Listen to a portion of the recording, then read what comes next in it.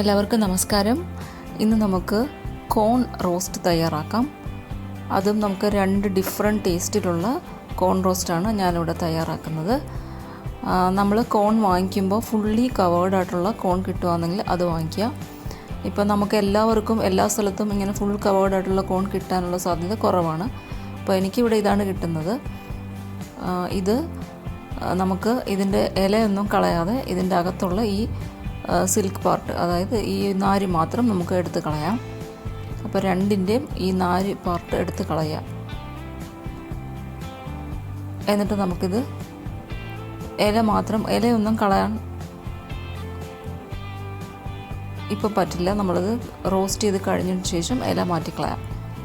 അപ്പോൾ 2 കോണും ഇതുപോലെ തന്നെ ക്ലീൻ ചെയ്ത് എടുക്കുക. ഇതിൻ്റെ പുറത്ത് നമ്മൾ മസാല പുരട്ടിയിട്ട് അത് കവർ ചെയ്ത് വെക്കാൻ വേണ്ടിയിട്ടാണ് ഈ ഇല നമ്മൾ വെച്ചേക്കുന്നത്.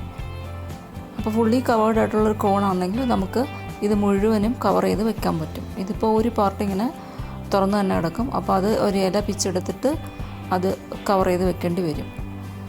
അപ്പോൾ അതാണ് ഇതിനകത്തുള്ള ഒരു ഡിസഡ്വാൻറ്റേജ്. ഇങ്ങനത്തെ കോൺ ആണ് എടുക്കുന്നതെങ്കിൽ. അപ്പോൾ മറ്റേ കോൺ കിട്ടുകയാണെങ്കിൽ അത് ഉപയോഗിക്കാം. അപ്പോൾ ഇത് ഫുള്ളായിട്ട് നമുക്ക് ഇതിൻ്റെ പുറത്ത് മസാല പുരട്ടിയിട്ട് ഒന്ന് കവർ ചെയ്ത് വെക്കണം. അപ്പം ഈ 2 കോണും ഇതുപോലെ റെഡിയാക്കി എടുക്കുക. ഇനി ഞാൻ ഫസ്റ്റ് കോണിൽ ഈ മസാലയാണ് ചേർക്കാൻ പോകുന്നത്. പച്ചമുളകും മല്ലിയിലയും നാരങ്ങയും മിൻറ്റും വെളുത്തുള്ളിയൊക്കെ ചേർത്തിട്ടുള്ളൊരു മിക്സാണ്. അപ്പോൾ അതിലേക്ക് ഇട്ട് നമുക്ക് ആദ്യം മസാല തയ്യാറാക്കാം. ആദ്യം നമുക്ക് ഈ പച്ചമുളകിൻ്റെ എരിയില്ലാത്ത ഭാഗം മാത്രം എടുക്കാം. അതിൻ്റെ അരിയൊന്നും എടുക്കണ്ട. അതിലൊക്കെ നല്ല എരിവുണ്ടാവും.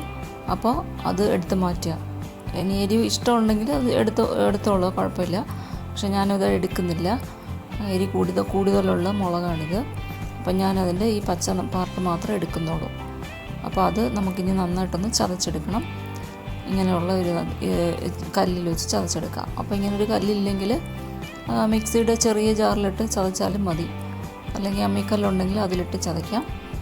അപ്പോൾ ഈ എരിയുള്ള പാർട്ട് മാറ്റിയിട്ട് നമുക്ക് ആദ്യം വെളുത്തുള്ളി കൂടെ ഇട്ടിട്ട് ഒന്ന് ചതച്ചെടുക്കാം. അത് കഴിഞ്ഞ് ഇലകളൊക്കെ ഇട്ട് ഒന്ന് ചതച്ചെടുക്കാം. അപ്പോൾ നല്ല പേസ്റ്റ് പോലെ എത്രത്തോളം പേസ്റ്റ് ആക്കാൻ പറ്റുമോ അത്രത്തോളം പേസ്റ്റ് രൂപത്തിൽ ഇതൊന്ന് ചതച്ചെടുക്കുക. ഇനി നമുക്ക് ഇലയൊക്കെ ചേർത്ത് കൊടുക്കാം. മിൻറ്റും മല്ലിയിലയുമാണ് ഞാനിവിടെ ചേർക്കുന്നത്. വളരെ റിഫ്രഷിംഗ് ആയിട്ടുള്ളൊരു ടേസ്റ്റ് കിട്ടുന്ന ഒരു മസാലയാണിത്.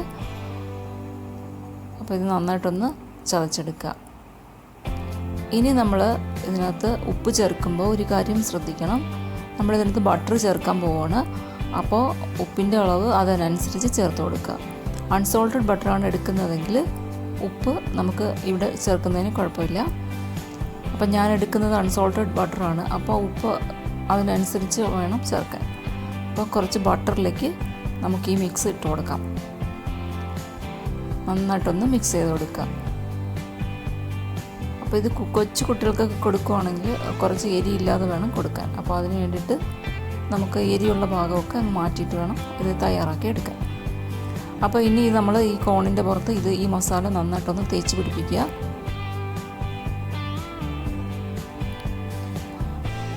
നല്ലതായിട്ട് ഇത് തേച്ച് പിടിപ്പിച്ചതിന് ശേഷം നമുക്കിത് ഫുള്ളായിട്ടൊന്ന് കവർ ചെയ്ത് വെക്കണം. അപ്പോൾ അതാണെന്ന് ഞാൻ നേരത്തെ പറഞ്ഞത്. നമുക്ക് ഫുള്ളി കവേർഡ് ആയിട്ടുള്ള കോണാണ് കിട്ടുന്നതെങ്കിൽ ഈ ഒരു പ്രയാസം നമുക്കില്ല. ഇതിപ്പോൾ ഒരു പാർട്ട് ഇവിടെ തുറന്ന് തന്നെ കിടക്കും. അപ്പോൾ മറ്റൊരു ഇല വെച്ചിട്ട് നമുക്കിത് ഫുള്ളായിട്ട് കോട്ട് ചെയ്ത് വെക്കേണ്ടി വരും. എന്നാലും ശരി, ആ ഒരു ഭാഗം ചെറുതായിട്ടൊന്ന് കരിഞ്ഞു പോകാൻ സാധ്യതയുണ്ട്. അപ്പോൾ അത് നമ്മൾ റോസ്റ്റ് ചെയ്യുമ്പോൾ അത് സൂക്ഷിച്ച് വേണം റോസ്റ്റ് ചെയ്യാൻ. കാരണം അവിടെ ഇല കുറവാണ്. അപ്പോൾ അവിടെ കട്ടിയും കുറവാണ്. ബാക്കിയുള്ളിടത്തൊക്കെ നല്ല കട്ടിക്ക് ഇല ഉണ്ടാവും. ഈ തുറന്നു കിടക്കുന്ന ഭാഗത്ത് മാത്രം ഇലയുടെ കട്ടി കുറവാണ്. അപ്പോൾ ഇതിൽ നിന്ന് ഒരു ഇല നമുക്ക് പിച്ചെടുത്തിട്ട് ഈ ഭാഗം ഒന്ന് കോട്ട് ചെയ്ത് വയ്ക്കാം. അല്ലാതെ വേറൊരു മാർഗ്ഗമില്ല. അപ്പോൾ ഇങ്ങനെ ചെയ്യാൻ പറ്റുള്ളൂ. അപ്പോൾ ഇത് വെച്ചിട്ട് ഇങ്ങനെ ഒന്ന് ഒട്ടിച്ച് വെച്ചിട്ട് നമുക്കിതൊന്ന് റോസ്റ്റ് ചെയ്ത് എടുക്കണം. അപ്പോൾ ഇനി ഇതാണ് ഫസ്റ്റ് മസാല. അപ്പോൾ ഒരു കോൺ ഞാൻ ഈ ഒരു മസാല വെച്ചിട്ടാണ് ചെയ്യാൻ പോകുന്നത്. ഇനി നമുക്ക് അടുത്ത മസാല തയ്യാറാക്കാം. അതിന് വേണ്ടിയിട്ട് ഞാനിവിടെ കുറച്ച് സ്പ്രിംഗ് ഒണിയനും കറിവേപ്പിലയും മല്ലിയിലയുമാണ് എടുത്തിരിക്കുന്നത്. പിന്നെ നാരങ്ങ, അത് ലാസ്റ്റ് നാരങ്ങ നീര് വേണം. പിന്നെ കുറച്ച് പൊടികൾ അതിന് ചേർത്ത് കൊടുക്കുക. എരിവിനും മസാലയ്ക്കുമൊക്കെ വേണ്ടിയിട്ട് കുറച്ച് മുളക് പൊടി, ജീരകത്തിൻ്റെ പൊടി, കുരുമുളക് പൊടി, പിന്നെ കുറച്ച് ബ്ലാക്ക് സോൾട്ടും പിന്നെ ചാട്ട് മസാലയാണ് ഞാൻ എടുത്തിരിക്കുന്നത്. നമുക്ക് ഇതിനകത്ത് എന്തെങ്കിലുമൊക്കെ മാറ്റങ്ങൾ വേണമെങ്കിൽ വരുത്താം, ഇതിൽ വേണമെങ്കിൽ ഒന്ന് ഒഴിവാക്കാം, ഒക്കെ ചെയ്യാം. അപ്പോൾ ഇഷ്ടമുള്ളതൊക്കെ ചേർത്ത് കൊടുക്കാം. ഇതിൽ വേണമെങ്കിൽ മിൻറ്റും ചേർക്കാം. അപ്പോൾ ഞാൻ കുറച്ച് കറിവേപ്പിലയൊക്കെയാണ് അതിന് വേണ്ടി ബാക്കി മാറ്റം വരുത്താൻ വേണ്ടി ചേർത്തിരിക്കുന്നത്. അപ്പോൾ നമുക്ക് കുറച്ച് ബട്ടറിൻ്റെ അകത്ത് ഇത് മിക്സ് ഇട്ടൊന്ന് കുഴച്ചെടുക്കാം. ഇനി നമുക്ക് ഈ പൊടികളും കൂടെ ചേർത്തിട്ട് നന്നായിട്ടൊന്ന് മിക്സ് തയ്യാറാക്കിയെടുക്കാം. അപ്പോൾ എരിവൊക്കെ നമ്മുടെ ആവശ്യത്തിനനുസരിച്ച് കുറയ്ക്കുകയോ കൂട്ടുകയോ ഒക്കെ ചെയ്ത് കൊടുക്കുക. അപ്പോൾ കുറച്ച് ബ്ലാക്ക് സോൾട്ടും കൂടെ ഇട്ടിട്ട് കുറച്ച് ചാട്ട് മസാല ഉണ്ടെങ്കിൽ അതും കൂടെ ചേർത്ത് കൊടുക്കുക. ചാട്ട് മസാല ചേർക്കുമ്പോൾ ഒരു ഫ്ലേവറൊക്കെ അതിൽ വരും, അതിന് വേണ്ടിയിട്ടാണ് ചാട്ട് മസാലയും കൂടെ ചേർത്ത് കൊടുക്കുന്നത്. അപ്പോൾ ഇത് നന്നായിട്ടൊന്ന് മിക്സ് ചെയ്തെടുക്കുക. ഇനി നമുക്കിത് ഈ കോണിലേക്ക് ഒന്ന് പുരട്ടി വെച്ച് കൊടുക്കാം. അപ്പോൾ ഇത് പുരട്ടി കഴിഞ്ഞാൽ ഏകദേശം ഒരു 10 മിനിറ്റ് ഇത് വെച്ചതിന് ശേഷം മാത്രം, ഉപ്പൊക്കെ അതിനകത്ത് നന്നായിട്ടൊന്ന് പിടിച്ചതിന് ശേഷം മാത്രം നമുക്കിത് റോസ്റ്റ് ചെയ്തെടുക്കാം. അപ്പോൾ നന്നായിട്ടൊന്ന് ഇതൊന്ന് മിക്സ് ചെയ്ത് കൊടുക്കുക. എന്നിട്ടൊരു 10 മിനിറ്റ് നേരത്തേക്ക് നമുക്കിത് ഒന്ന് സെറ്റാവാനായിട്ട് വയ്ക്കാം. മിനിമം ഒരു 10 മിനിറ്റെങ്കിലും വയ്ക്കണം, എന്നാലേ നല്ലതായിട്ടൊന്ന് ഉപ്പൊക്കെ അതിൽ നല്ലതായിട്ടൊന്ന് ഇറങ്ങിപ്പോവുള്ളൂ. അപ്പോൾ ഇതും അതുപോലെ തന്നെ ഫുള്ളി കവേർഡ് ചെയ്യാൻ വേണ്ടിയിട്ട് ഒരു ഇല പറിച്ചിട്ട് ആ ഒരു ഭാഗം ഒന്ന് കോട്ട് ചെയ്ത് കൊടുക്കുക.